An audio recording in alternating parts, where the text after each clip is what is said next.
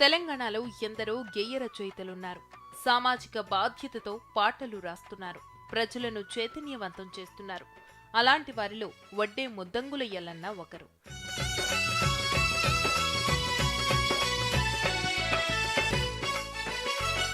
సంగారెడ్డి జిల్లాకు చెందిన ఈ గేయ రచయిత ఎన్నో రచనలు చేశారు. వివిధ అంశాలపై వందలాది పాటలు రాశారు. తన పాటలను ప్రజలకు చేరవేయడానికి సబ్బండనాదం అన్న పాటల పుస్తకాన్ని కూడా వెలువరించారు. సామాజిక చైతన్యం ముట్టిపడే గేయాలు రాసిన ఎల్లన్న కుల వృత్తులపై, పల్లెల చారిత్రక, సాంస్కృతిక విధ్వంసాల గురించి లోతైన భావాలతో పాటలల్లారు. కళ్ళకు జనచైతన్య కళా సంస్థ అనే ఒక సంస్థను ఏర్పాటు చేసుకొని ఆ సంస్థలో గ్రామీణ కళాకారులందరినీ వెలికితీసి జానపద కళారూపాలను పోషిస్తూ మరి నాతో పాటు 18 మంది కళాబృందం సభ్యులు ఉన్నారు. ఆ సభ్యులందరూ కూడా నాకు సహకరిస్తున్నారు.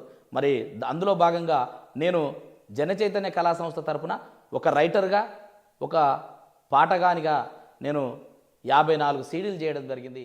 వడ్డే ముద్దంగుల ఎల్లన్న సంగారెడ్డి జిల్లా బొంతపల్లి గ్రామంలో నర్సయ్య, శివమ్మ దంపతులకు జన్మించారు. రచయితగా, గాయకునిగా, ప్రైవేట్ ఆల్బమ్స్ నిర్మాతగా ప్రజల మన్ననలు పొందారు. సబ్బండనాదం అన్న కొత్త వాయిద్య పరికరాన్ని కూడా కనిపెట్టారంటే జానపద సంగీతం, సాహిత్యంపై ఈ కళాకారునికి ఎంతటి ప్రేమ ఉందో మనం ఊహించవచ్చు. భవిష్యత్తులో ఎల్లన్న కళ నుంచి మరెన్నో సాంఘిక చైతన్య గీతాలు వెలువడాలని ఆశిద్దాం.